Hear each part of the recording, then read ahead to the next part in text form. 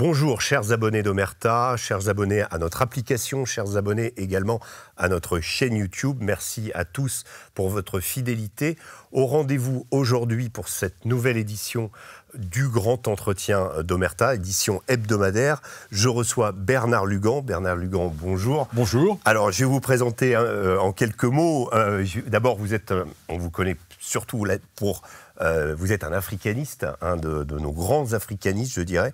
Vous avez été professeur à l'école de guerre et à Saint-Cyr, et vous dirigez aujourd'hui une revue sur Internet qui s'appelle L'Afrique réelle. Alors Bernard, ma première question, vous me l'avez dit en venant ici, vous revenez du Maroc. Quelle est l'ambiance en ce moment au Maroc? Oui, j'ai débarqué hier soir du Maroc. J'étais parti pour un cycle de conférences dans plusieurs universités marocaines. Et j'étais allé présenter également la réédition de mon Histoire du Maroc, un livre que j'ai publié il y a 4-5 ans. Je suis à la 4e édition, je vais présenter au Maroc. Eh bien écoutez, ce qui est frappant au Maroc, c'est l'impression de dynamisme.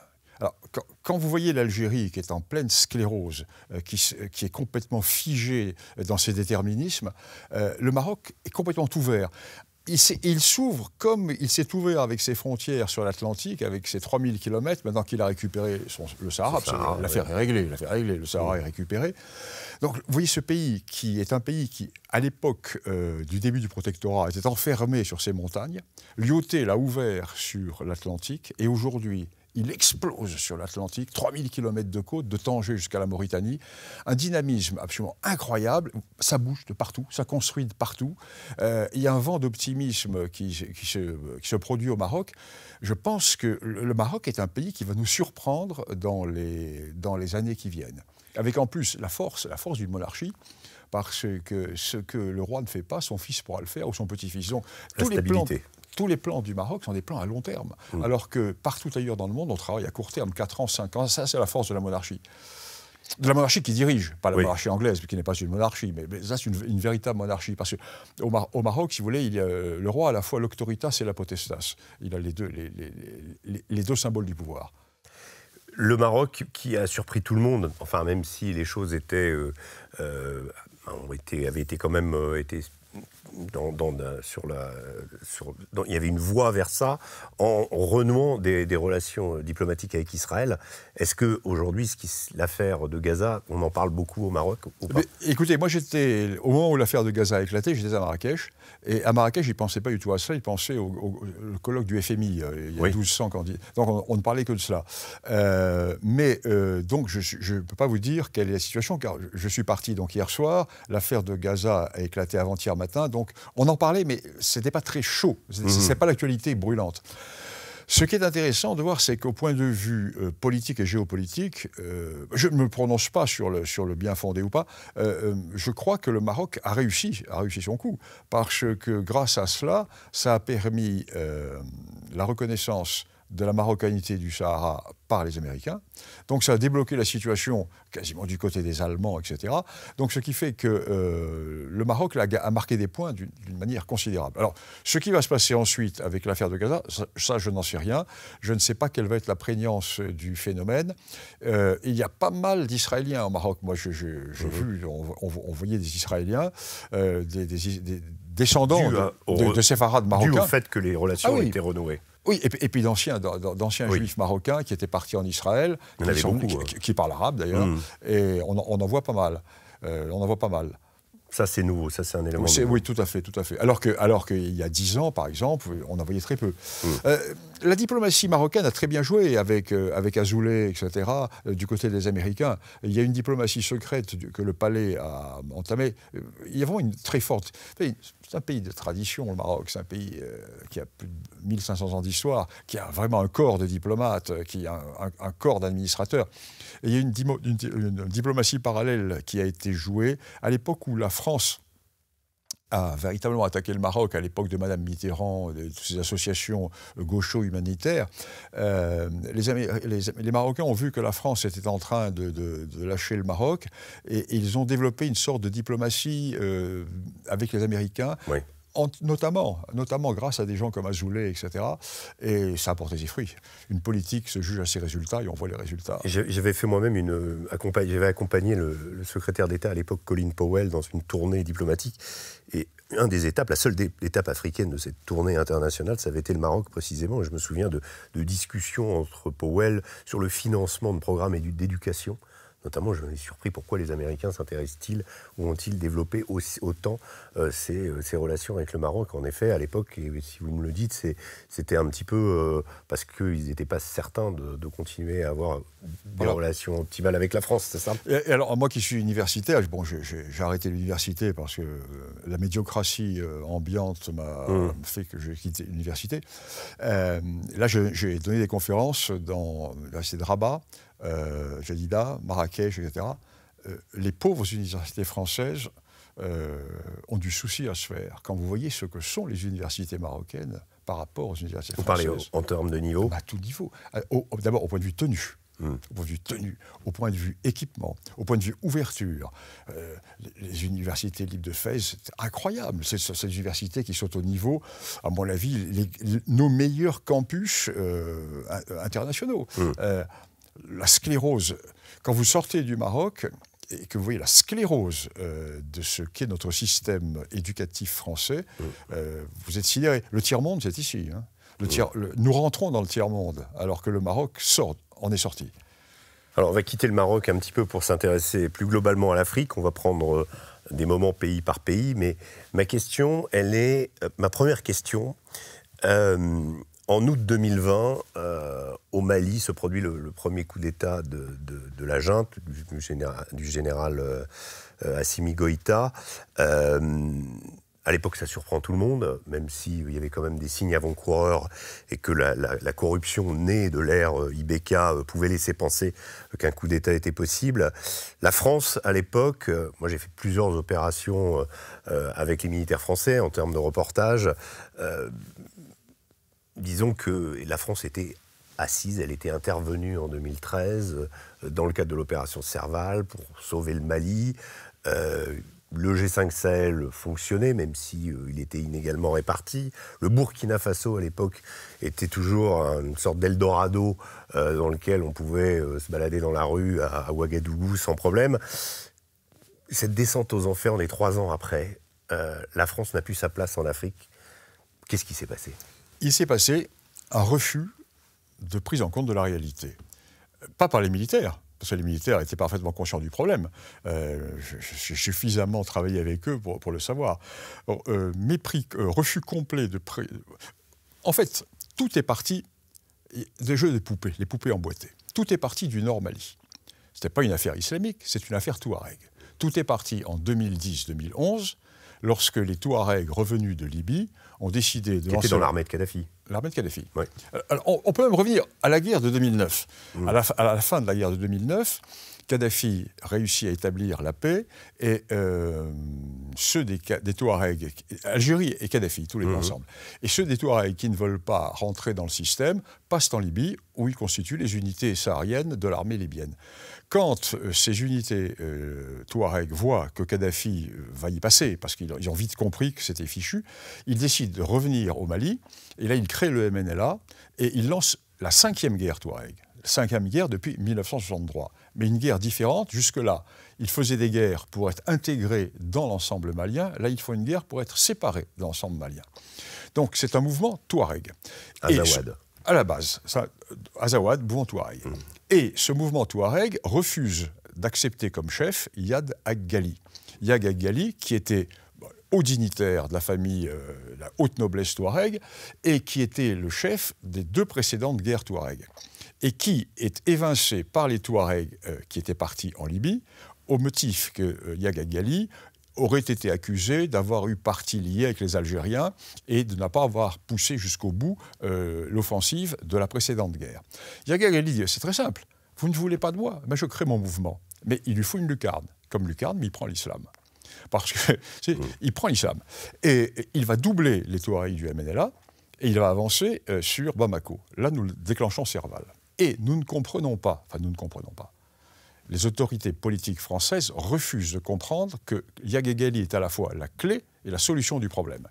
C'était l'homme avec lequel il fallait s'entendre. C'est l'homme qui tenait toute son affaire. Et Yad Ag-Ghali va être montré par nous comme l'ennemi numéro 1. Le président Macron va même donner l'ordre de l'abattre. Et Yaga Ghali va doucement refaire l'unité des groupes Touareg. Et il va refaire véritablement l'unité après la mort de Droukdel. Après la mort de Droukdel, après la mort d'El Parra, etc. Pourquoi? Parce que AQMI, jusque-là, était dirigé par des Algériens qui avaient une vision califale. Des anciens de... Oui, tandis que Yaga Ghali n'a pas une vision califale. Yaga Ghali est un ethno-nationaliste islamiste, mais Touareg. Son but, lui, ce sont les Touaregs. Jusqu'au moment où la situation va empirer. Et aujourd'hui, quelle est la situation? On est revenu au point de départ. C'est-à-dire que Yaga Ghali a réussi à refaire l'unité de tous les Touaregs. Il a même ramené à lui les Imrad, qui sont les Touaregs noirs. Alors, ça durera ce que ça durera, parce que les Touaregs se divisent toujours. Mais pour le moment, c'est lui le patron. Et on se retrouve comme au début de Serval, avec un nord contre le sud. Et aujourd'hui, retour au point de départ. Et Tombouctou est encerclé, toutes les villes du nord sont encerclées, l'armée malienne prend raclée sur raclée, et jusqu'où vont aller les Touaregs, je ne sais pas, mais en tout cas, nous sommes revenus au point de départ. Et cela, les autorités françaises n'ont pas voulu le comprendre, et on leur a dit, et moi j'ai fait des rapports, et j'ai fait des documents, et j'ai fait des articles, etc., etc. Mais moi, comme je suis un affreux réactionnaire, on ne m'écoute pas. On préfère écouter les gens qui sortent de Sciences Po et qui ont une vision Sofitel de l'Afrique. Et vous pensez, donc, comme vous dites, retourne à la case départ, vous pensez que Yaga Ghali a les moyens, à nouveau, de menacer Bamako et de s'attaquer au pouvoir à la capitale? Oui, alors, la seule chose qui les freine pour le moment, c'est l'État islamique. Parce que ils sont dans le sud. Parce que, oui, ils sont dans la zone des 3 frontières. Ouais. Et l'État islamique est en train d'essayer de pousser vers Kidal, Tessalit, zone Tessalit, Kidal, etc. Ils essaient de pousser vers cette zone. Et les combats les plus furieux ont lieu là en ce moment. Parce qu'attention, il faut bien voir que AQMI, depuis la mort, notamment de Droukdel et des autres chefs, n'est plus dirigé par des califistes. Dirigé par des gens qui ont une vision ethnique, c'est-à-dire au nord les Touaregs, au sud les Peuls. Alors, une partie des Peuls se retrouve quand même du côté État islamique. Mais ça, c'est le jeu interne des Peuls. Par exemple, vous avez au Cameroun, les Peuls, eux, sont des Peuls qui luttent contre les islamistes, le système des Lamido, les grands Peuls. Donc attention, il ne faut surtout pas faire d'essentialisme. Surtout, et surtout, éviter d'avoir une vision globale. Il faut toujours avoir une vision régionale, locale et même micro-locale. Alors, dans cette approche politique, il y a quand même une chose qui m'interpelle. J'avais accompagné la ministre Florence Parly au Sahel, à l'époque où elle était en train d'amener des partenaires européens pour former cette force, deux forces spéciales qu'on appelait Takuba, en essayant de les mettre à la formation des armées nationales, ce qui n'était pas idiot d'ailleurs, puisqu'il y avait eu des groupes intéressants, c'est-à-dire des groupes autour d'un chef traditionnel, souvent d'ailleurs Touareg, qui avaient été formés par les forces spéciales, armés par les forces spéciales, et il y avait quelque chose qui marchait. Mais la rhétorique était la suivante, c'était de dire, comme l'avait dit George Bush avant à propos de l'Irak, nous allons les combattre chez eux pour qu'ils ne viennent pas chez nous.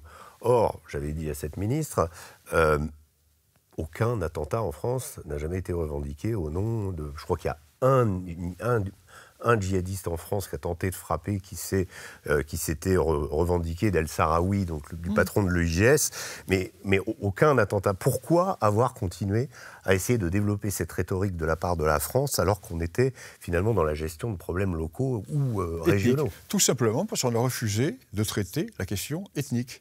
Tout simplement parce que l'ethnie était mal vue.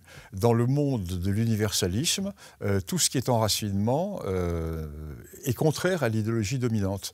Alors donc on a commis la même erreur que Paul Bremer en Irak, absolument, en méprisant les tribus et en disant la démocratie, c'est une voie et... Moi, c'est ce que j'explique depuis 30 ans. Moi, j'ai été viré de l'école de guerre et de Koweït parce que je défendais cela. Je disais, attention, ce n'est pas un problème islamique. Ils sont tous musulmans. Le problème n'est pas là. Yaga Ghali, moi, je suis persuadé que Yaga Ghali a pris le créneau musulman, parce que c'est le seul créneau qui était libre, puisque le créneau national non religieux était pris par le MNLA. Il a pris ce créneau-là. Mais l'on se retrouve dans une situation de méconnaissance complète. Là alors qu'il aurait fallu avoir à la tête des affaires étrangères, des affaires africaines, des gens connaissant bien l'Afrique, on a mis ce que j'appelle les danseurs à claquettes de Sciences Po. Et des gens qui étaient méprisés localement. Parce que c'est du blanc qui ne connaît pas l'Afrique, et du blanc arrogant, du blanc donneur de leçons. Et puis alors, n'oublions pas quand même, depuis un an ou deux, toute l'évolution LGBT, théorie du genre, etc. Ce qui révulse les Africains. Ça les révulse. Pour eux, c'est quasiment je sais pas, c'est le pire qui puisse arriver. Et alors tout cela, ah bon, c'est ça la démocratie que vous voulez nous imposer? Alors, que s'est-il passé sur le long terme? Il s'est passé qu'en 1991, il y a eu le discours de La Baule de François Mitterrand. Et Mitterrand a dit, voilà, si l'Afrique ne se développe pas... Alors nous sommes dans l'Afrique francophone, hein, parce que tous ces problèmes ne se posent pas dans l'Afrique anglophone. C'est vraiment Afrique francophone. Alors Mitterrand a dit, écoutez, si l'Afrique ne se développe pas, c'est par manque de démocratie. Donc à partir de maintenant, nous allons subordonner l'aide à votre avancée démocratique. Donc tous les pays d'Afrique qui dépendaient de la coopération française se mettent à faire du multipartisme. Donc anarchie partout, hein, l'anarchie partout, Zaïre, etc. Donc en l'espace d'un discours, Mitterrand a détruit 20 ans de travail. Parce que depuis 1960, donc 2 ans avant les indépendances, jusqu'au discours de La Baule, la coopération française, qui était dirigée par d'anciens coloniaux, des anciens administrateurs, etc., avait bien compris que le problème, c'était l'État. Comme ce sont des pays artificiels, il fallait commencer par créer l'État.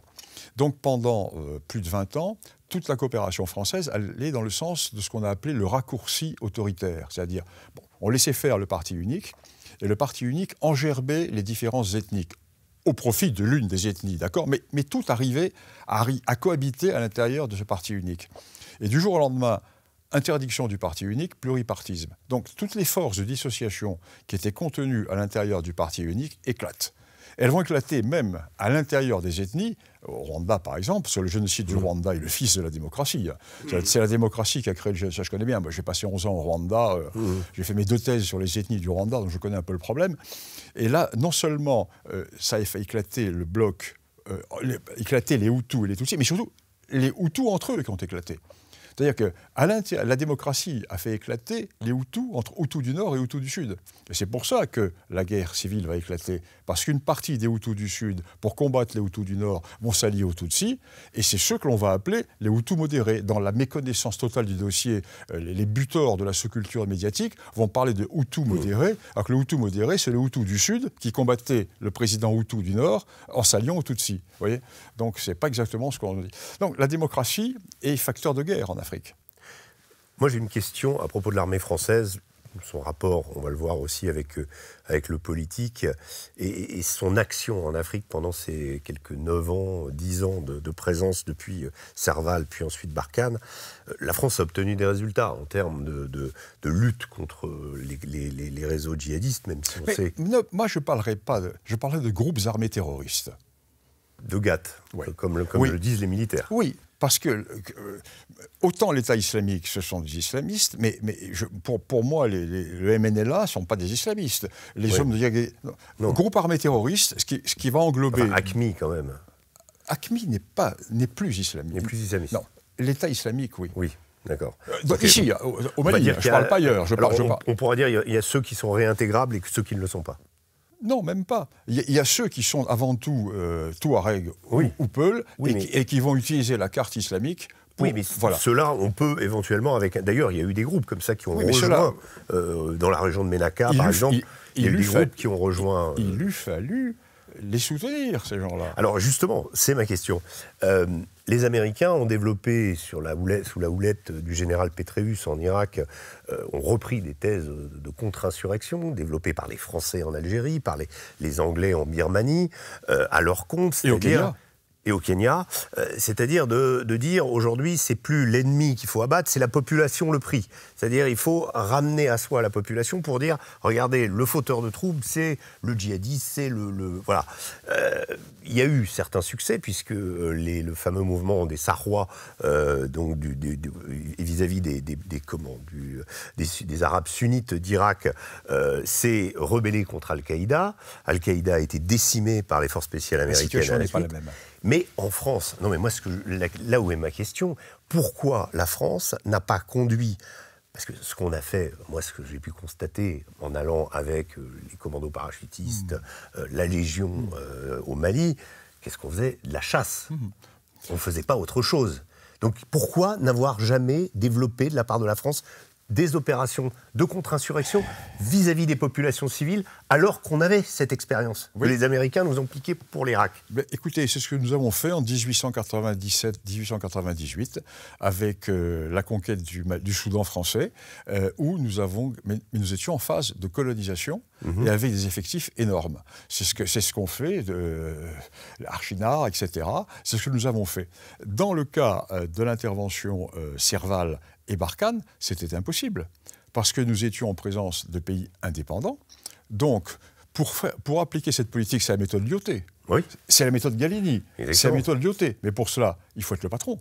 Il faut être l'autorité. Donc on ne pouvait pas le faire à cause des autorités locales? Mais on ne pouvait pas, ce sont des pays indépendants. Oui. Et en plus, nous n'avions pas les effectifs. Et en plus, tout le monde savait que nous n'allions pas rester. Mais donc, au final, on a assisté à la désintégration de ces pays avec notre force militaire présente sur place en faisant de la chasse aux djihadistes. Alors que la solution était très simple, il fallait dès le début traiter avec les Touaregs. Il fallait traiter dès le début avec les Touaregs. Et il n'y aurait pas eu la contagion vers le sud. Mais le IGS, c'est les Peuls. Il fallait aussi traiter avec les Peuls. Le IGS, c'est après. Attendez, je parle à la racine du problème. Après, comment dirais-je, l'islamisme n'est que la surinfection d'une plaie ethnique. Ensuite, la septicémie était là. La septicémie était là, il lui fallut tout arrêter et repartir. Mais au début, la situation pouvait être... Il ne fallait surtout, après avoir stoppé Yagagali, au nord de Bamako, il fallait discuter avec lui. Il fallait discuter avec lui tout en obligeant Bamako à faire des concessions vis-à-vis des Touaregs. Dire à Bamako, écoutez, voilà, on vous a sauvé, maintenant nous allons reprendre Gao, Tombouctou, etc., mais à condition que vous traitiez avec ceci, cela. Les Touaregs l'auraient bien compris. Et les Touaregs seraient sortis de leur cadre d'indépendance pour accepter un cadre, si vous voulez, pas de semi-indépendance, mais de sorte de fédéralisme ou autre, peu importe. Vous voyez mon idée, pas le jacobinisme. Or, au lieu de cela, nous avons reconquis, pour les beaux yeux de la princesse, tout le Mali. Nous nous sommes mis à dos les Touaregs, tout en nous mettant à dos les gens du Sud, qui se sont dit, mais enfin, on ne comprend pas. Vous avez reconquis le nord du Mali, mais vous nous interdisez à nous, armée malienne, d'aller en pays Touareg. Mais nous sommes indépendants, quand même. Vous nous interdisez. Et on n'a pas pu les laisser monter, parce qu'en même temps, nous avions des accords boiteux avec les Touaregs, qui nous avaient permis, grâce à ces accords boiteux, de liquider les groupes d'AQMI, qui à l'époque étaient islamistes, dans la région des Ifora, etc. Donc nous avons retrouvé... Moi, j'ai fait un communiqué en 2013, en disant, un communiqué, on peut le retrouver, l'armée française entre l'enclume et le marteau. En 2013, j'ai annoncé exactement ce qui allait se passer. Mais, vous voyez, le problème, c'est qu'on a eu affaire à des politiques. Et les militaires étaient parfaitement au courant. Alors, effectivement, on a fait de la chasse. Très belles opérations de chasse, mais seulement qui n'ont abouti, au point de vue politique, à rien du tout. À rien du tout. Pour refaire des opérations comme cela, ou alors il lui fallut faire le plan Chal. Mais le plan Chal, mais on était dans une Algérie qui à l'époque était encore française, c'est-à-dire on prend en charge les populations, on les regroupe, on les encadre, etc. On fait la chasse aux djihadistes et ensuite on remet les populations. Enfin, à l'époque c'était les phénomènes. Mais avec 3000 hommes opérationnels sur un territoire grand comme l'Europe occidentale, c'est quand même un peu difficile. D'autant plus dans des pays qui sont indépendants. Et avec en plus la presse française qui est là pour chercher la moindre bavure pour attaquer les militaires.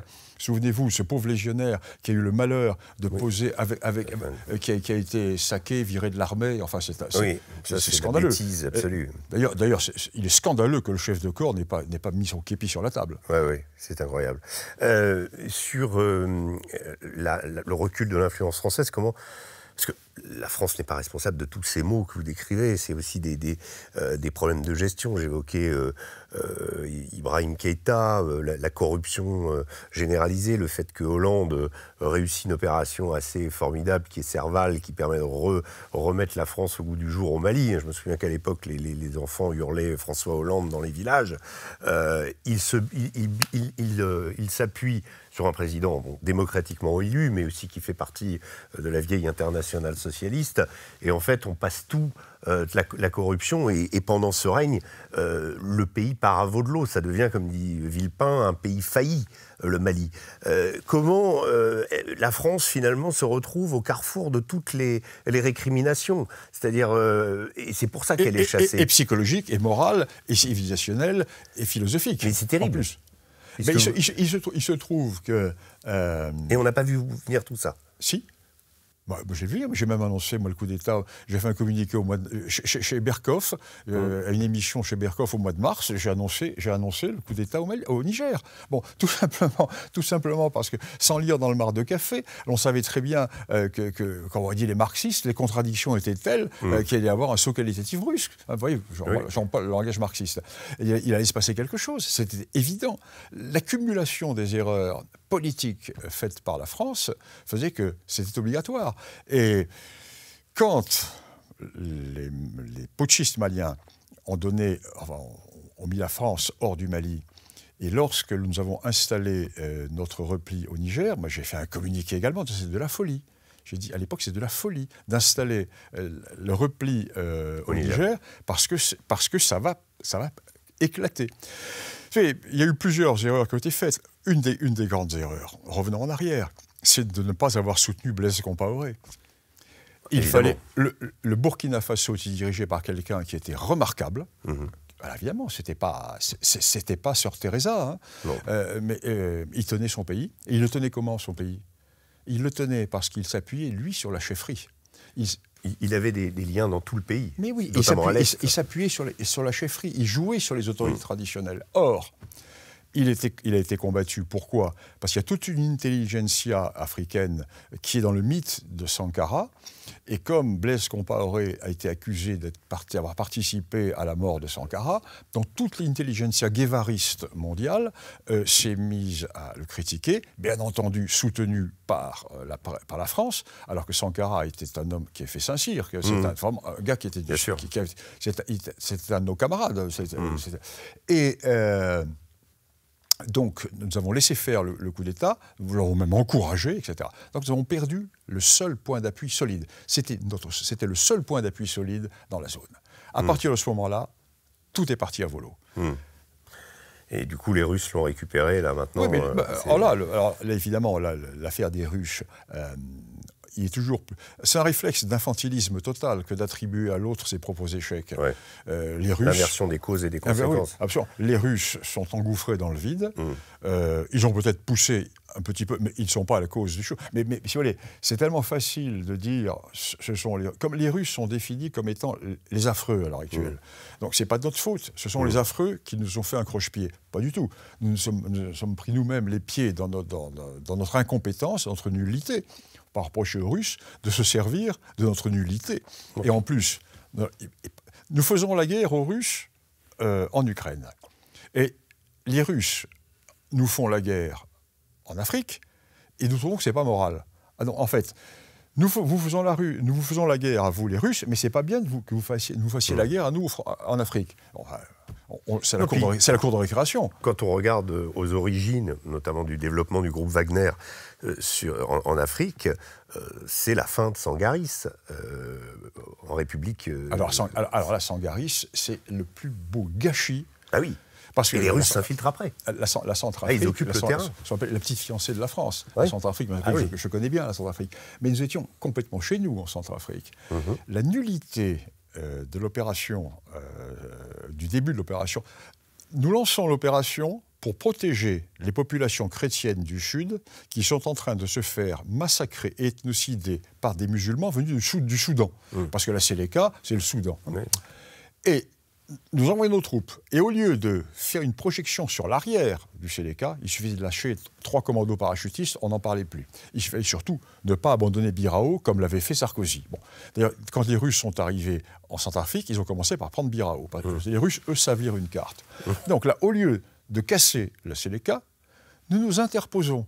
C'est-à-dire que nous empêchons les bourreaux de continuer à massacrer leurs victimes et nous distribuons des galettes de chocolat et des couches culottes. Donc la Séléka a dit « mais les Français sont complètement nuls, on peut y aller ». Et les gens du Sud disent « nous sommes trahis ». Les Russes avaient une... D'autant plus que l'ambassadeur de Russie était là depuis 11 ans. Oui. La permanence. Oui, alors que les ambassadeurs passent, ils font les beaux pendant quelques temps, ils partent, ils repartent. 11 ans. Parlant russe, les langues du pays et puis les autres. Donc, connaissant parfaitement toutes les. Vous savez, moi, j'ai vu en Russie des choses incroyables. J'ai donné des conférences il y a un certain temps, il y a 8 ou 10 ans, au MGIMO, à Moscou. Et j'ai dîné ensuite avec des cadres. D'abord, j'ai parlé au MGIMO devant des salles, sans traduction. Je parlais en français, tout le monde comprenait le français. Il y a 1 ou 2 assistants qui avaient un micro. Et au dîner le soir, j'ai vu des spécialistes de l'Afrique, j'étais sidéré. J'ai eu l'impression de retrouver les gens que j'avais connus, moi, dans l'administration française au début de ma carrière. C'est-à-dire les vieux Africains qui connaissaient parfaitement l'Afrique. J'avais notamment à ma droite un spécialiste de l'Angola. J'ai eu un spécialiste d'ailleurs de la une connaissance, mais parfaite. Mais une vraie connaissance, pas une connaissance Sofitel, une connaissance ethnique, une connaissance historique, une connaissance géographique. J'ai été sidéré de voir ce niveau que nous n'avons plus en France, que nous avions. Bien sûr. Car nous avions les meilleurs africanistes en France. Nous ne les avons plus et nous avons à la place, je le répète, les danseurs à claquettes de Sciences Po. Dernière question pour essayer de... Est-ce que la France retrouvera un jour l'Afrique ? Quelles conditions faudrait-il ? On s'est fait chasser, c'est humiliant. Je ne crois pas que l'Africain, de base, personnellement, pour y avoir passé du temps, soit hostile à la France. Qu'est-ce qu'il faudrait pour que la France retrouve son influence ? Parce que la vraie question, c'est qu'il n'y a pas qu'en Afrique, au Moyen-Orient aussi, on a perdu pied. Alors, je ne parlais pas du Moyen-Orient parce que je ne connais pas. Moi, je renverse la question. Avons-nous encore des intérêts en Afrique ? D'accord. On n'en a plus. On n'en a pas. L'Afrique ne représente rien dans l'économie française, rien. Le Sahel, 0, 0,3% du commerce extérieur. Moi, africaine chez nous, quand même. Moi, je préconise le retour à ce que l'on faisait au XVIIIe siècle, c'est-à-dire la politique littorale, les comptoirs. Abandonner l'intérieur du continent. Laissons les Russes, les Chinois se brûler les ailes. Ils vont se brûler les ailes aux réalités africaines. Ils découvrent. Comme aurait dit De Gaulle, je leur souhaite bien du plaisir. Mais nous, revenons sur le littoral. Il faut développer une force maritime et des contacts sur les pays littoraux. Alors, tout va se repasser sur le littoral. L'Afrique rentre à nouveau dans un grand chaos continental, comme au XVIIIe, XIXe siècle, et les forces vives vont être sur le littoral. L'exportation des matières, le contrôle des grandes routes, etc. Donc il faut être sur le littoral, il faut être au Sénégal, il faut être en Côte d'Ivoire, il faut être au Ghana, il faut être en Angola, voilà, le littoral. Moi, vous voyez, j'ai une vision, je perds ma vision continentale et je reviens... C'est une tradition maritime parce que chez ma famille, il y a eu des officiers de marine en quantité. Donc je revois, vous voyez, cette vision maritime. Donc une famille marquée par l'habitude des armes. Vous venez d'écrire un livre sur les duels. Vous pouvez nous en dire 2 petits mots pour terminer ? J'ai écrit un livre qui s'appelle Éloge du duel parce que... j'ai créé l'association pour le rétablissement du duel en matière de presse. Parce que j'ai fait 15 ou 20 procès, 25 procès contre les journalistes qui m'ont calomnié, que j'ai tous gagnés, mais ils ont continué à me calomnier. Alors j'ai dit, bon, maintenant le seul moyen, c'est le sabre en main, et pour leur mettre un peu de cerveau, un peu de plomb dans la cervelle. Alors j'ai créé cette association, et ceci m'a donné l'idée d'écrire ce livre qui s'appelle Éloge du duel, où je donne la nécessité pour réapprendre la politesse aux gens, le duel, et en même temps j'ai fait un peu l'historique du duel, avec l'évolution dans le temps, et je donne des anecdotes assez drôles d'ailleurs, duel d'hommes, duel de femmes, etc.